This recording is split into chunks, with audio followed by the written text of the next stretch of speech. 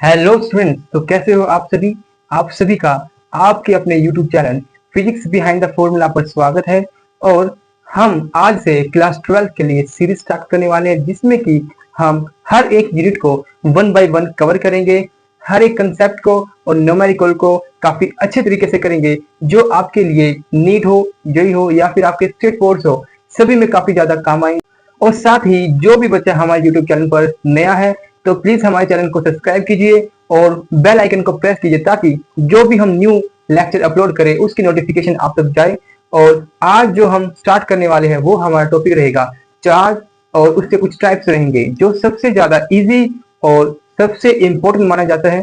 ठीक है, अगर आपने चार्ज को अच्छे से समझ लिया तो इसकी वजह से इसके आसपास जो भी इफेक्ट होते हैं, जैसे कि इलेक्ट्रिक फील्ड, इलेक्ट्रिक पोटेंशियल और इलेक्ट्रिक पोटेंशियल एनर्जी, वो सारे के सारे कंसेप्ट आप अच्छे से समझ पाओगे। तो आज का जो लेक्चर वो ज्यादा इंपॉर्टेंट रहेगा और सबसे ज्यादा इंटरेस्टिंग और इजी रहेगा। तो चलिए हम स्टार्ट करते हैं अपने चार्ज से।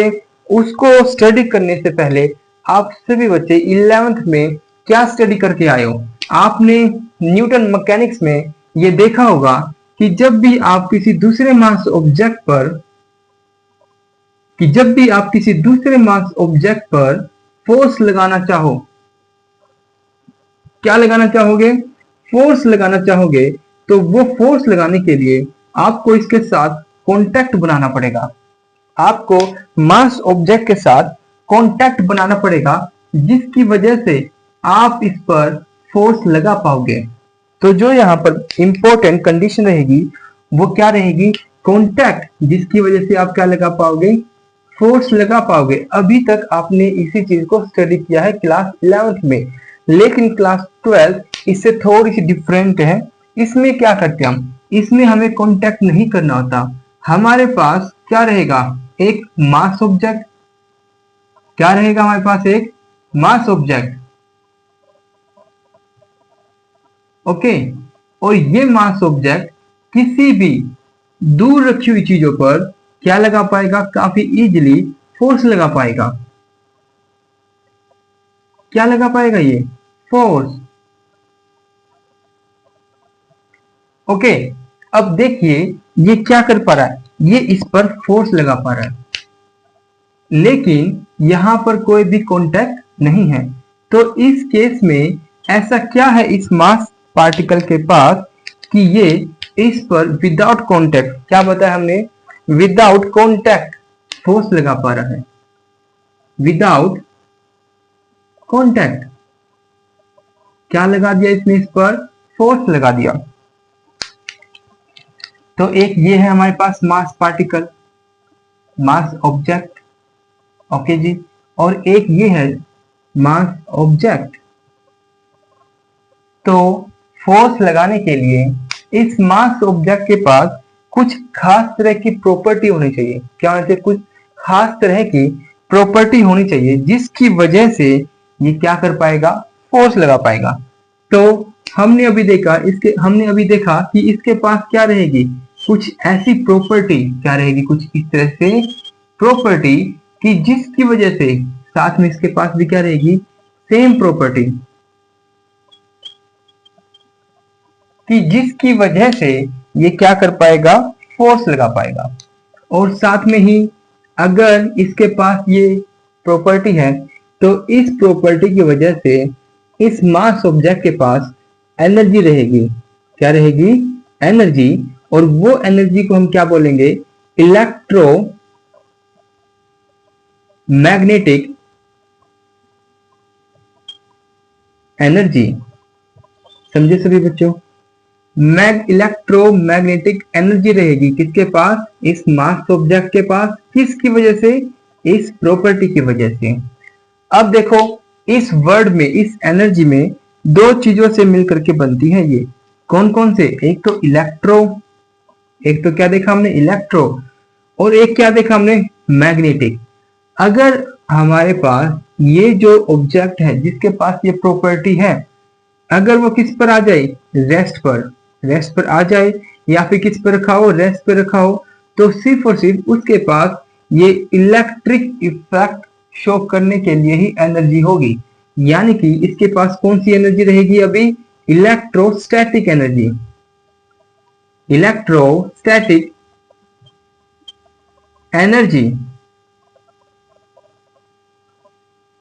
Okay, electro means, static means rest. तो अगर हमारे पास ये मास ऑब्जेक्ट जिसके पास प्रॉपर्टी हो किसमें है, मोशन में। हाँ जी बच्चों, किसमें, ये मोशन। तो मोशन में आने की वजह से अब इसके पास इलेक्ट्रो भी रहेगी प्लस मैग्नेटिक, दोनों तरह की एनर्जी आ जाएगी। और इस एनर्जी की हेल्प से ये इलेक्ट्रिक इफेक्ट भी शो करेगा और साथ में मैग्नेटिक इफेक्ट भी शो करेगा। लेकिन हमने देखा रेस्ट पर है तो सिर्फ और सिर्फ कौन से इफेक्ट शो करेगा, ये इलेक्ट्रोस्टैटिक इफेक्ट ही शो करेगा। अब देखिए यहाँ पर क्या, ये फोर्स, और फोर्स किसी ना किसी एनर्जी की वजह से होता है। फोर्स किसकी वजह से रहता है, हमेशा एक एनर्जी की वजह से। और हमने अभी क्या माना यहाँ पर कि ये दोनों मास पार्टिकल है रेस्ट पर। किस पर है ये, रेस्ट, एट रेस्ट। ये मास पार्टिकल भी रेस्ट पर है और ये वाला मास पार्टिकल भी किस पर है, ये रेस्ट पर। तो अब इस प्रॉपर्टी की वजह से सिर्फ और सिर्फ कौन सी एनर्जी के इफेक्ट हम शो कर पाएंगे, कौन सी एनर्जी के हमें इफेक्ट मिलेंगे, वो सिर्फ और सिर्फ कौन सी एनर्जी के मिलेंगे, इलेक्ट्रोस्टैटिक एनर्जी की वजह से। और हमको पता है कि फोर्स किसकी वजह से रहता है, एनर्जी की वजह से। तो इस फोर्स का नाम क्या रख देंगे हम, इलेक्ट्रोस्टैटिक फोर्स। क्या बोलेंगे इसको, इलेक्ट्रोस्टैटिक फोर्स। समझे बच्चे आप, इलेक्ट्रोस्टैटिक फोर्स। ठीक है, साथ में इस प्रॉपर्टी की वजह से ये अपने आसपास के एरिया को, अपने आसपास के एरिया को मॉडिफाई कर देगा, बदल देगा। ये मान लीजिए ये हमारे पास मास पार्टिकल है, इसके पास ये प्रॉपर्टी आ जाएगी, तो ये अपने आसपास के एरिया को मॉडिफाई कर देगा, बदल देगा और इसी एरिया में अपने इफेक्ट को शो करेगा। तो इस एरिया को क्या बोलते हैं हम, मॉडिफाइड एरिया। और साथ में इस मॉडिफाइड एरिया को क्या बोल देंगे हम, फील्ड बोल देंगे। ठीक है, तो इस प्रॉपर्टी को हम क्या बोलते हैं, इलेक्ट्रिक चार्ज बोलते हैं। क्या बोलते हैं इस प्रॉपर्टी को, इलेक्ट्रिक चार्ज। ठीक है, जिसकी वजह से ये इस तरह के बिहेवियर को शो करता है। तो चलिए अब हम इनकी डेफिनेशंस लिखते हैं। तो सबसे पहले हम क्या देखते हैं, इलेक्ट्रोस्टैटिक्स की डेफिनेशन। तो बच्चों अब देखो हम क्या करेंगे, इसकी डेफिनेशन को बनाएंगे। इसकी डेफिनेशन को बनाने के लिए तो आपको यहाँ पे क्या दिखते होंगे, दो वर्ड दिखाई दे रहे। ये जो हमारा इलेक्ट्रोस्टैटिक है, स्टैटिक्स, ये दो वर्ड से मिलकर बना है। कौन सा, एक तो क्या हुआ यहाँ पर, इलेक्ट्रो का मतलब चार्ज। अभी हमने क्या स्टडी किया, यही स्टडी किया ना, क्योंकि इसमें इलेक्ट्रोस्टैटिक एनर्जी है। इसका मतलब क्या हुआ, चार्ज, और इसका मतलब क्या हुआ, एट रेस्ट। ओके, तो हम इसकी डेफिनेशन कैसे लिखेंगे कि it is the branch of physics. ये फिजिक्स की ब्रांच है जिसमें कि जब हम चार्ज को रेस्ट पर रखेंगे तो उसकी वजह से जो भी इफेक्ट हम क्या करेंगे, समझेंगे, देखेंगे। यानी कि जो ये चार्ज जो भी इफेक्ट को एग्जिबिट करेगा उसी की स्टडी को हम क्या बोल देते हैं, इलेक्ट्रोस्टैटिक बोल देंगे। तो हम इसकी डेफिनेशन कैसे लिखेंगे, it is branch of physics we deal with charges at rest and their effects।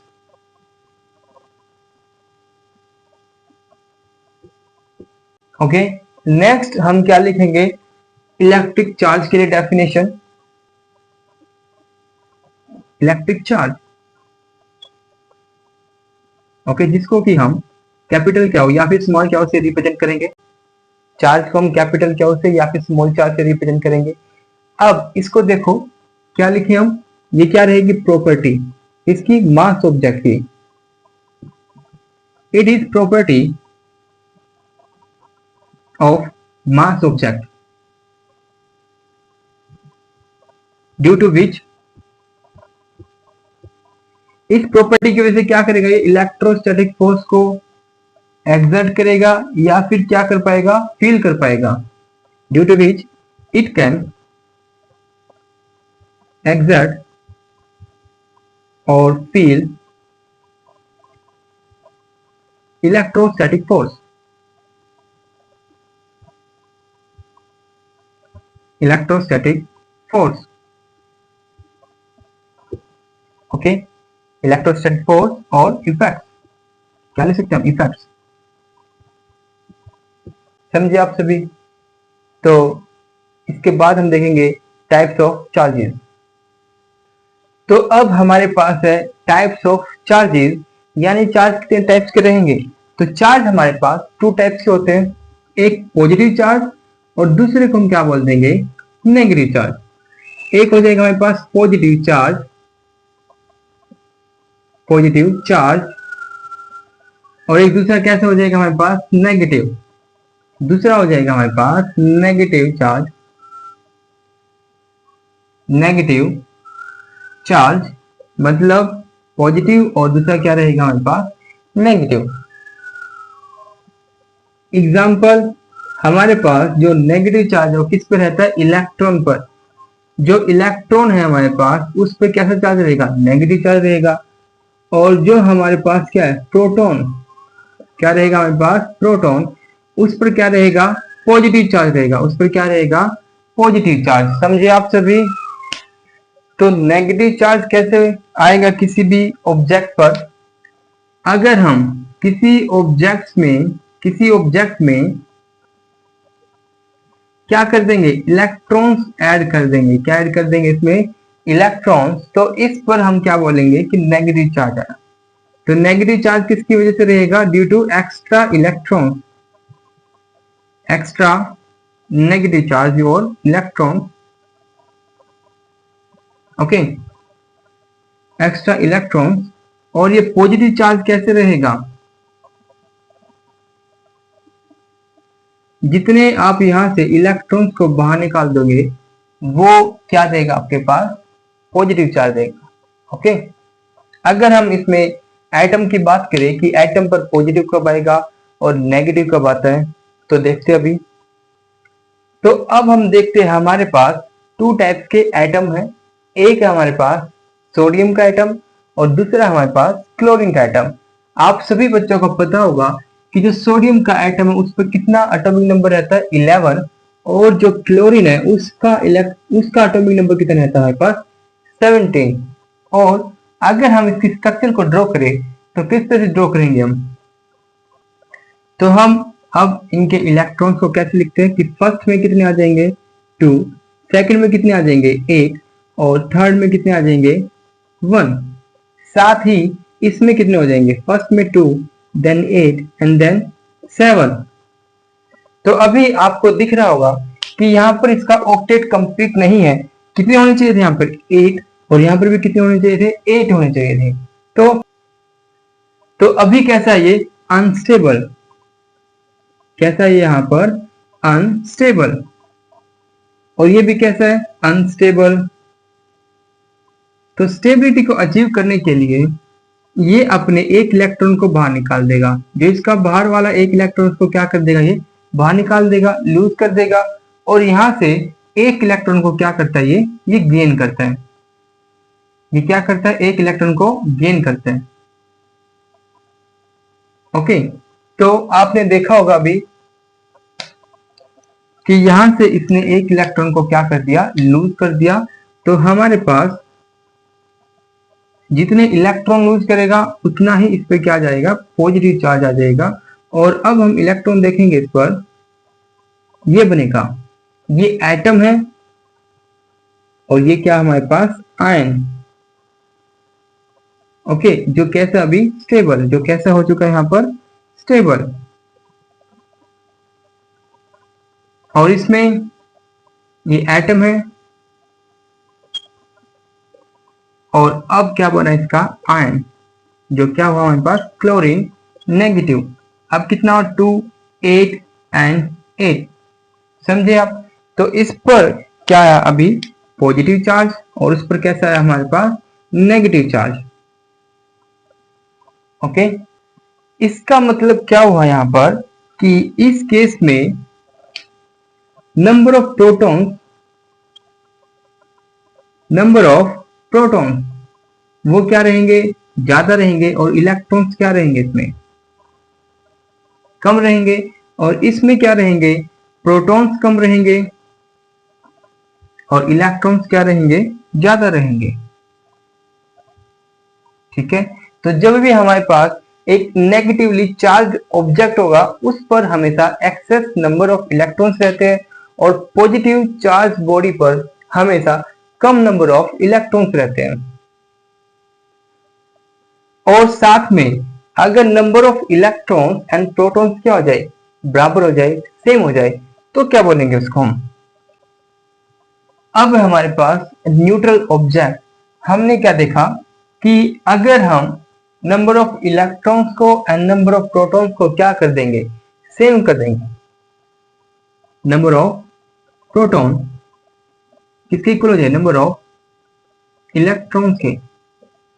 Okay, और नंबर ऑफ प्रोटॉन्स कैसे निकालते हो आप, चलो इसको देखो एक बार। नंबर ऑफ प्रोटॉन्स और नंबर ऑफ इलेक्ट्रॉन्स अगर क्या हो जाए, इक्वल हो जाए, तो ऐसे ऑब्जेक्ट्स को हम क्या बोलते हैं, न्यूट्रल ऑब्जेक्ट। यानी कि जो टोटल चार्ज आएगा, जो क्या आएगा हमारे पास टोटल चार्ज, वो हम क्या करेंगे, प्रोटॉन की वजह से जो चार्ज आएगा और जो इलेक्ट्रॉन की वजह से चार्ज आएगा, दोनों नंबर क्या है यहाँ पर सेम है। तो नंबर हम क्या लिख सकते हैं, n plus e plus n minus e. ये किस पे चार्ज है, प्रोटॉन पर, और माइनस ई किस पे चार्ज है, इलेक्ट्रॉन पर। n क्या हमारे पास नंबर ऑफ प्रोटॉन और यहाँ पर भी n क्या नंबर ऑफ इलेक्ट्रॉन, जो कि कैसे है इक्वल। तो टोटल चार्ज कितना आ जाएगा, यहाँ पर 0 आ जाएगा। तो हमारे पास जो न्यूट्रल ऑब्जेक्ट है वो कौन से ऑब्जेक्ट होते हैं जिस पर नेट चार्ज कितना होता है, 0, और नेगेटिव कौन से होते हैं जिस पर इलेक्ट्रॉन की वजह से नेगेटिव चार्ज आता है, और पॉजिटिव चार्ज ऑब्जेक्ट कौन से होते हैं जिस पर इलेक्ट्रॉन की कमी होने की वजह से क्या आ जाएगा, चार्ज आ जाएगा, उसको क्या बोलते हो, पॉजिटिवली चार्ज ऑब्जेक्ट। और साथ में हमें क्या पता होना चाहिए कि न्यूट्रल ऑब्जेक्ट या फिर न्यूट्रल एटम के लिए क्या रहेगा, कि जो इसका एटॉमिक नंबर रहेगा, एटॉमिक नंबर वो किसके इक्वल रहेगा, number of proton, number of proton, और साथ में किसके इक्वल रहेगा, नंबर ऑफ इलेक्ट्रॉन।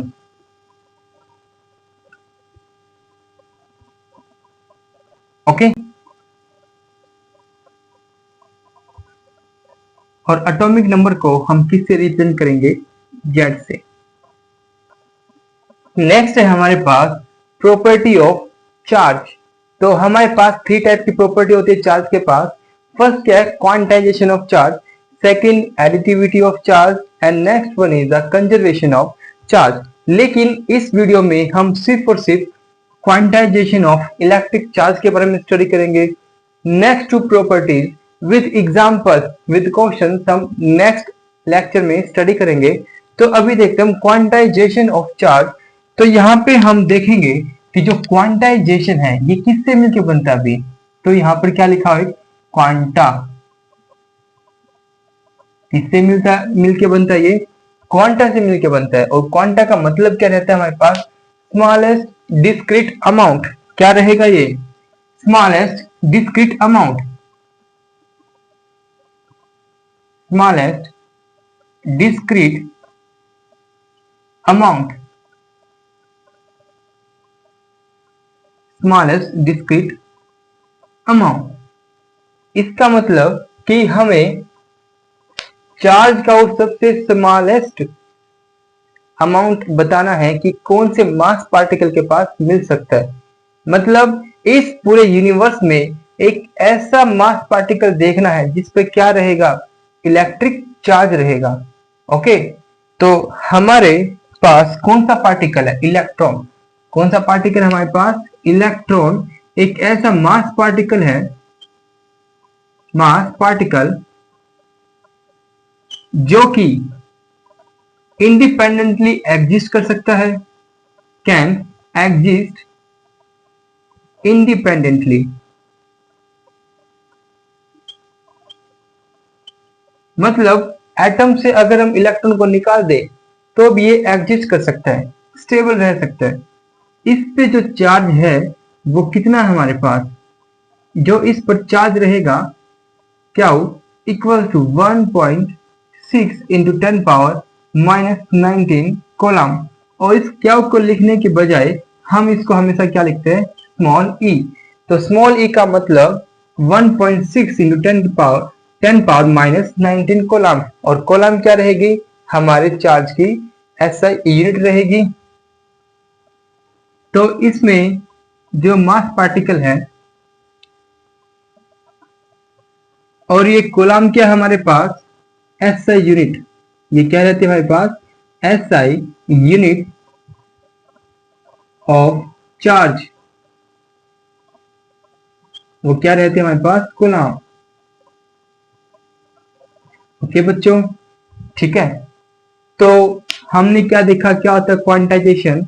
क्वांटाइजेशन में हम क्या फाइंड आउट करेंगे? क्वांटा फाइंड आउट करेंगे किसी भी फिजिकल क्वांटिटी का। और यहाँ पे कौन सी फिजिकल क्वांटिटी है हमारे पास? चार्ज। यानी जिसको हम किसी इंस्ट्रूमेंट के साथ मेजर कर पाए तो वो क्या रहती है हमारे पास? एक फिजिकल क्वांटिटी।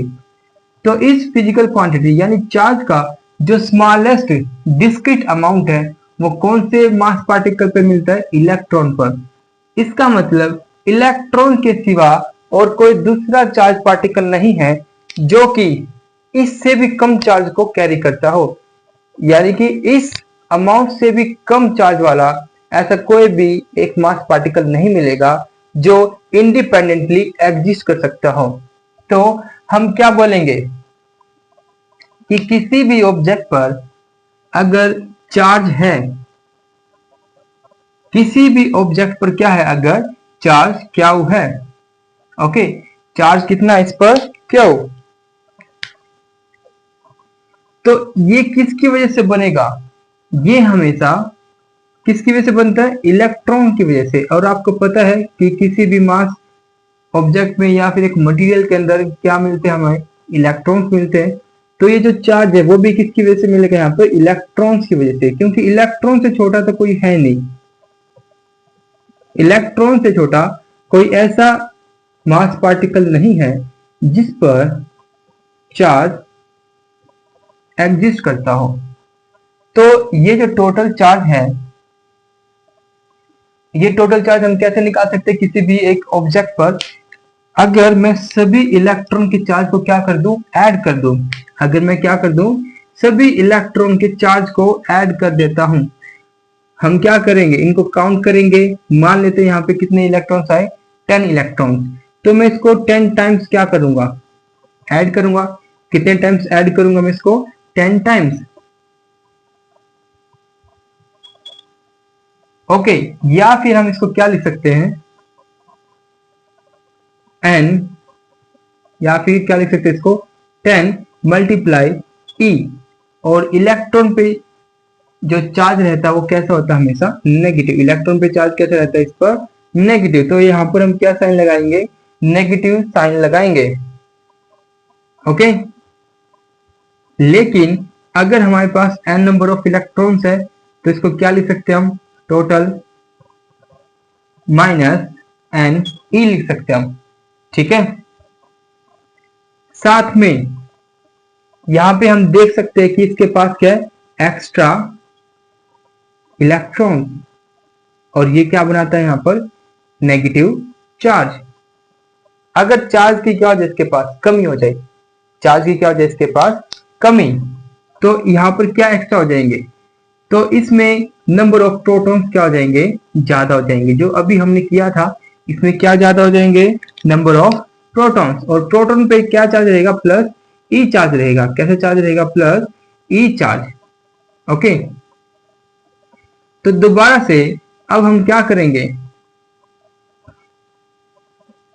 इसमें क्या रहते हैं, एक्स्ट्रा प्रोटॉन। ओके, अब यहां पर भी क्या करेंगे, ऐड ही करेंगे। मान लेते हैं यहां पर कितने एक्स्ट्रा प्रोटॉन बचे, 10 बचे, तो इसको हम 10 टाइम्स क्या करेंगे, ऐड करेंगे, और साइन कैसा आ जाएगा हमारे पास, प्लस आ जाएगा। इसका मतलब अगर नेगेटिव, अगर इलेक्ट्रॉन ज्यादा तो यहाँ पे नेगेटिव साइन लगाएंगे, अगर प्रोटॉन ज्यादा तो कैसे साइन लगाएंगे, यहाँ पर पॉजिटिव साइन लगाएंगे। या फिर हम क्या लिख सकते हैं, इस पर लगा दिया हमने एक नेगेटिव, और ये क्या हो गया साथ में एक पॉजिटिव। अगर नेगेटिव चार्ज है तो नेगेटिव साइन लेंगे, अगर पॉजिटिव चार्ज है तो कैसे साइन लेंगे, हम पॉजिटिव साइन लेंगे। तो ये जो फॉर्मूला आया है, यही फॉर्मूला क्या बताएगा हमारे पास, क्वांटाइजेशन ऑफ इलेक्ट्रिक चार्ज। तो अब हम इसको कैसे लिख सकते हैं, हाँ जी, तो अब हम इसकी डेफिनेशन कैसे लिखेंगे, it state that total charge on an object,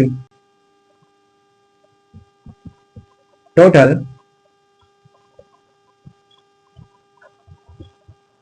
is n, क्या रहेगा यहां पर, क्या रहेगा यहां पर, n रहता है हमारे पास 0, यानी कि कोई भी इलेक्ट्रॉन नहीं है न्यूट्रल ऑब्जेक्ट के लिए। 1 हो सकता है, 2 हो सकता है, 3 हो सकता है, कितने भी एक्स्ट्रा इलेक्ट्रॉन हो सकते हैं, या फिर कितने भी नंबर ऑफ प्रोटॉन ज्यादा हो सकते हैं, ठीक है। और ये क्या रहेंगे, या तो 1 इलेक्ट्रॉन होगा या फिर नहीं होगा। ऐसा तो पॉसिबल नहीं कि उसमें हाफ इलेक्ट्रॉन है या फिर हाफ प्रोटॉन है, ये एग्जिस्ट नहीं करेंगे। तो इसलिए n की वैल्यू या तो 0 होगी, या फिर 1, और या फिर 2 या 3। ये क्या होता है हमारे पास, कौन से नंबर है ये, इंटीजर नंबर है ये। कौन से नंबर है ये, इंटीजर। तो इसीलिए n क्या होना चाहिए, यहाँ पर इंटीजर होना चाहिए।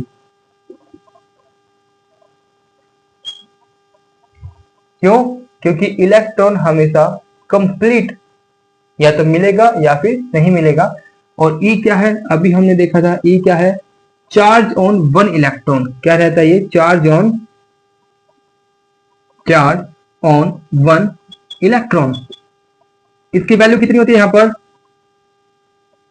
1.6 इंटू 10 पावर माइनस 19 कूलम, ठीक है।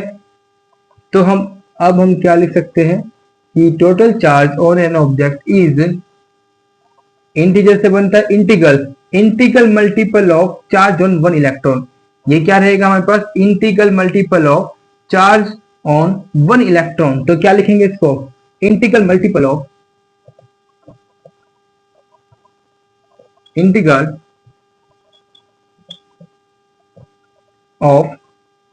Charge on 1 electron. I hope आप सभी को ये समझ में आया होगा। अब हम क्या देखते हैं कि टाइम और मास, टाइम एंड मास को क्या हम क्वांटाइज कर सकते हैं या नहीं कर सकते। क्या देखा हमने अभी, टाइम और मास। टाइम का क्या निकालना हमको, स्मॉलेस्ट डिस्क्रीट अमाउंट। ऐसे ही मास का क्या निकालना हमको, स्मॉलेस्ट डिस्क्रीट अमाउंट। मतलब अगर हमारे पास 1 सेकंड है तो क्या इससे छोटी सेकंड हो सकती है, कि क्या इससे छोटा टाइम का अमाउंट हो सकता है, बिल्कुल हो सकता है।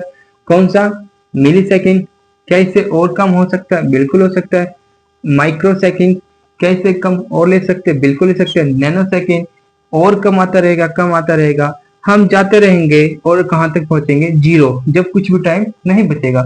इसका मतलब हमारे पास ऐसा बचा ही नहीं कि जो सबसे स्मॉलेस्ट टाइम हो, वो कितना हो जाता है लास्ट में, 0। ओके, तो हम इसको क्वांटाइज नहीं कर सकते, टाइम को क्या नहीं कर सकते, हम क्वांटाइज नहीं कर सकते। Same as it is mass का हम क्या करेंगे, अगर हमारे पास 1 kg मास है और फिर से छोटा क्या रहेगा, ग्राम, फिर ऐसे चलते रहेंगे, मास छोटा होता जाएगा और होता जाएगा और होता जाएगा, लास्ट में कहां तक चले जाएंगे, 0। लेकिन ऐसा कुछ भी पार्टिकल या फिर हमें ऐसा कोई भी ऑब्जेक्ट नहीं मिला कि जो सबसे स्मॉलेस्ट चार्ज को कैरी करता हो और जिससे मिल करके दूसरे ऑब्जेक्ट बनते हो। तो इसी वजह से हम इस मास को भी क्या नहीं कर सकते, क्वांटाइज नहीं कर सकते। ठीक है, तो चलिए अब हम इसके कुछ न्यूमेरिकल्स करेंगे। तो देखिए हमारे पास एक एग्जांपल है कि हमारे पास एक चार्ज गिवन है, हमें बताना है कि एग्जिस्ट करेगा या नहीं करेगा। अगर हम देखें तो ये कितनी वैल्यू है, 10 पावर माइनस 20, जो कि किससे कम है, इससे भी कम है। और अभी हमने क्वांटाइजेशन ऑफ चार्ज में किया था कि यही हमारे पास क्या है, सबसे स्मॉलेस्ट अमाउंट है, इससे छोटा कोई दूसरा चार्ज एग्जिस्ट नहीं करता। तो हम इसको न्यूमेरिकली देखते हैं कि क्या ये ठीक है या नहीं है। वो हम कैसे करेंगे, तो देखिए अगर हमारे पास गिवन क्या है, तो देखिए हमारे पास क्या गिवन है, गिवन क्या है हमारे पास, चार्ज कितना गिवन है, 1.6 इन 10 पावर माइनस 20 कूलम। निकालना क्या, अभी हम बताना है कि एग्जिस्ट करेगा नहीं करेगा। तो क्या equals to N E, N किसके इक्वल आ जाएगा, क्या अपॉन ई, क्या की वैल्यू पुट करते 1.6 इन 10 power minus 20 coulomb divide by 1.6 into 10 power minus 19 coulomb. और आप इसको कट करोगे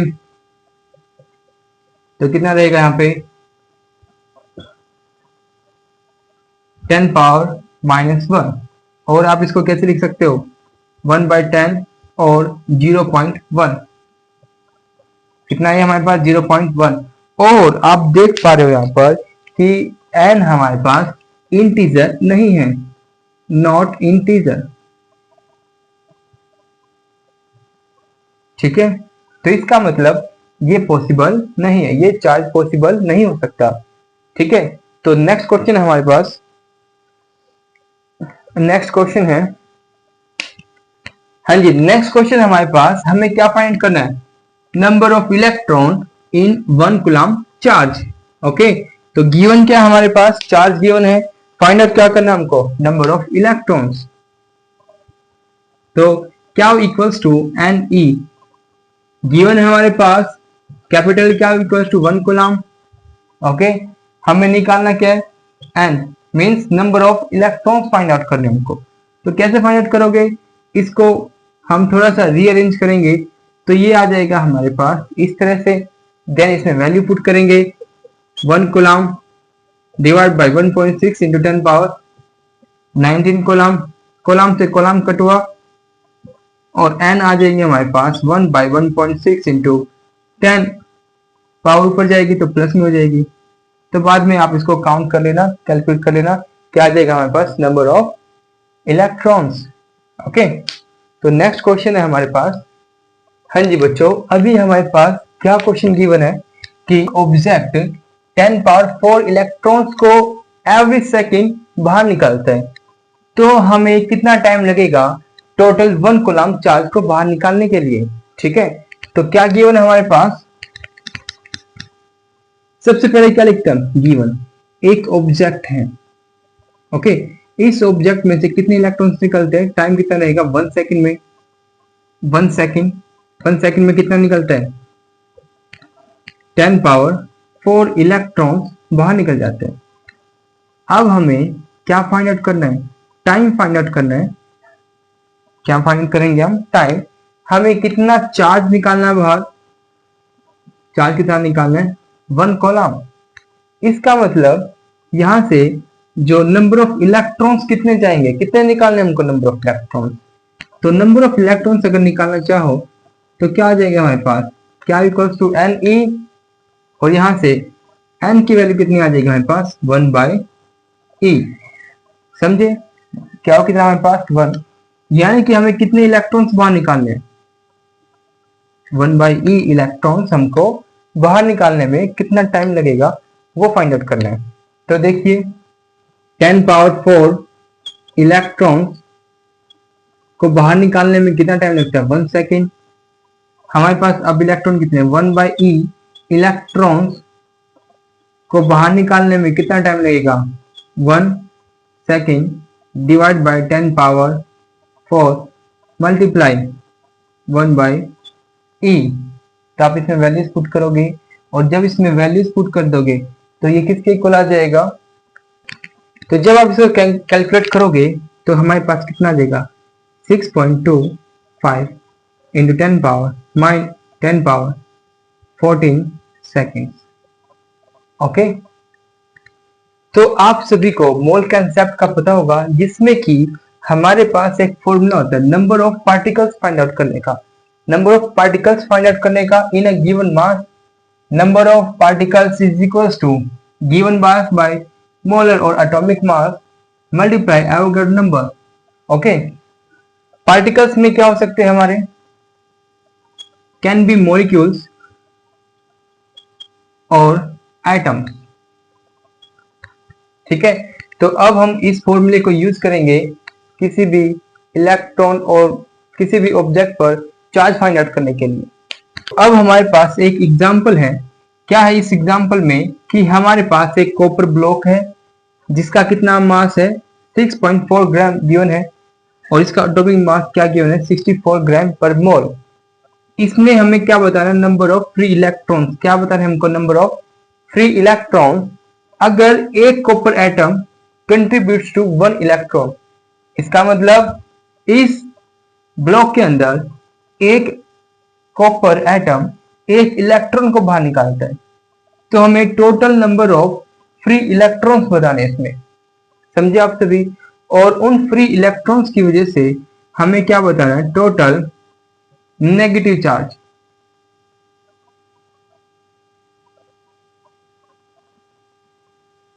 charge due to free electrons.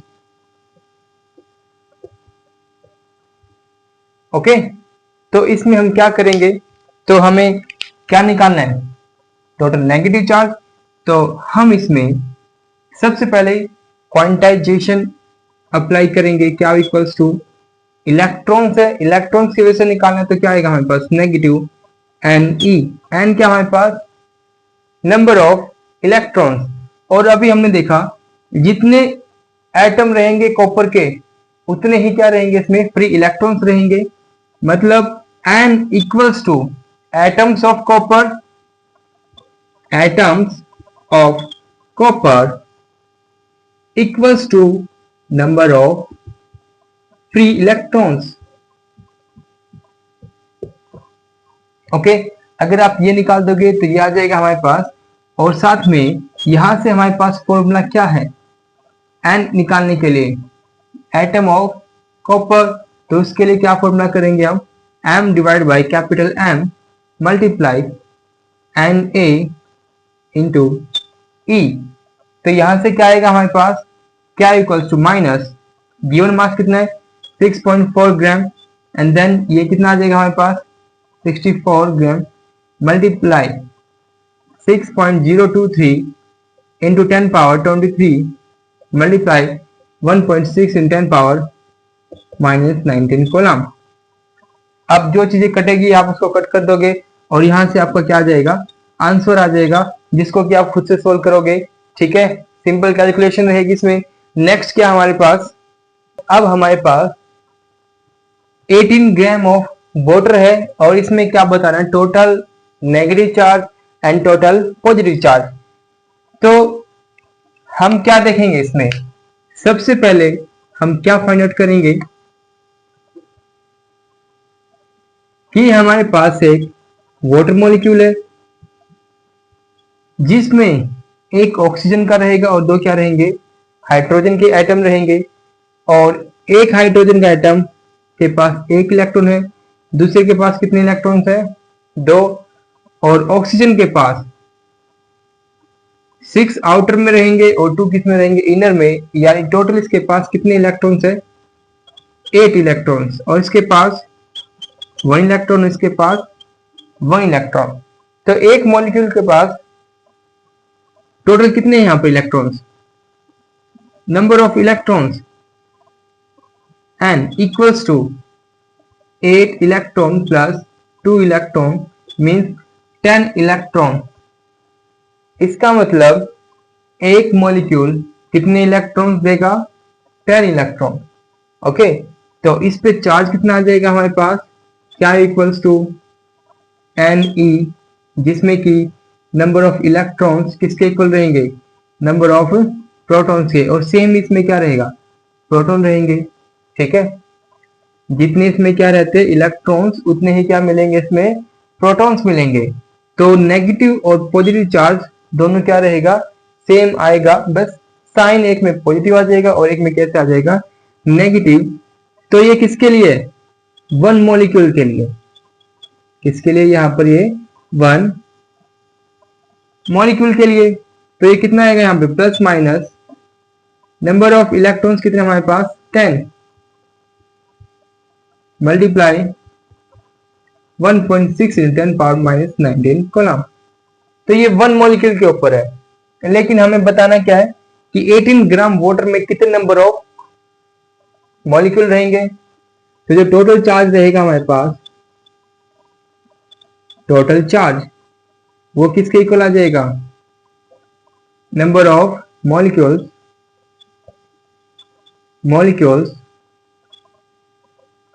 Multiply क्या फॉर वन मॉलिक्यूल। तो ये यहां से कैसे फाइंड आउट करेंगे हम, m by capital M multiply Na into क्या हो, कितना हमारे पास 10 इंटू, और हम इसको ऐसे लिख सकते हैं 1.6 × 10⁻⁻18 ओके कॉलम। यहाँ पर इसकी वैल्यूज पुट कर देंगे हम। स्मॉल m की वैल्यू कितनी, यहाँ पर 18 ग्राम, और इसका मोलिकुलर मास कितना आ जाएगा, आप ऐड करोगे तो जो हमारा वाटर मॉलिक्यूल है उसका मोलिकुलर मास कितना आता है, 18 ग्राम पर मोल। ओके, देन मल्टीप्लाई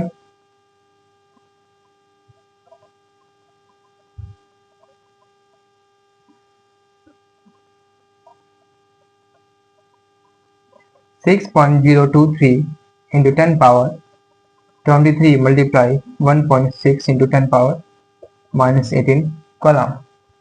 और जब आप इसको कैलकुलेट कर लोगे तो आपके पास क्या आ जाएगा, टोटल नेगेटिव भी और टोटल पॉजिटिव भी, और यहाँ पे क्या लगाओगे आप साथ में, प्लस और माइनस साइन। ओके, तो जो भी हमने अभी क्वेश्चंस किए हैं उसके लिए हम क्या फॉर्मूला ड्राइव कर सकते हैं, क्या बना सकते हैं, हम उसको इस तरह से लिख सकते हैं, जिसमें कि स्मॉल m क्या रहेगा, गिवन मास, ये मोलिकुलर और एटॉमिक मास रहेगा, ये एवोगैड्रो नंबर, E क्या रहेगा, चार्ज ऑन वन इलेक्ट्रॉन, ये जो कैपिटल X है ये क्या रहेगा, फ्रैक्शन ऑफ इलेक्ट्रॉन्स रिमूव्ड और गेन बाय एटम और मॉलिक्यूल। ओके, ये कैसे करेंगे, अभी इसके लिए हम एक न्यूमेरिकल करते हैं, वो पता लग जाएगा आपको। तो अब हमारे पास क्या गिवन है, इसमें गिवन है कि एक कॉपर ब्लॉक है जिसका मास कितना गिवन है, 2 ग्राम, और इसमें 10⁻22 एटम्स कितने इलेक्ट्रॉन्स को रिमूव करते हैं, 10⁻14 इलेक्ट्रॉन्स को रिमूव करते हैं। तो हमें बताना है कि नेट नेगेटिव चार्ज कितना रहेगा इस कॉपर ब्लॉक पर। ओके, तो इसके लिए हम क्या करेंगे, सिंपल अपने फॉर्मूले को अप्लाई कर देंगे हम। तो आंसर क्या आ जाएगा, क्या इक्वल्स टू गिवन मास कितना हमारे पास 2 gram divide by atomic mass 64, then 6.023 10⁻23, ये क्या रहेगा हमारे पास 1.6 10⁻⁻19 कूलम। ओके, एंड देन आप क्या रखोगे इसमें, x क्या रहेंगे, नंबर ऑफ इलेक्ट्रॉन रिमूव और गेन पर एटम्स। तो कितने इलेक्ट्रॉन्स को रिमूव करेगा ये, 10⁻40 इलेक्ट्रॉन्स को, कितने एटम्स रिमूव करते हैं ये, 10⁻22, मतलब इतने एटम्स कितने इलेक्ट्रॉन्स को रिमूव करते हैं, 10⁻40 इलेक्ट्रॉन्स को। तो बताना है 2 ग्राम कॉपर में कितने चार्ज रहेगा, तो हमारे पास इस तरह से आ जाएगा। तो चार्ज कितना आएगा इस पर, नेगेटिव। ओके, तो जब आप इस चीज को क्या कर लोगे, कैलकुलेट कर लोगे, कैलकुलेट करने के बाद आपके पास क्या आ जाएगा, आंसर, आपका आंसर आ जाएगा।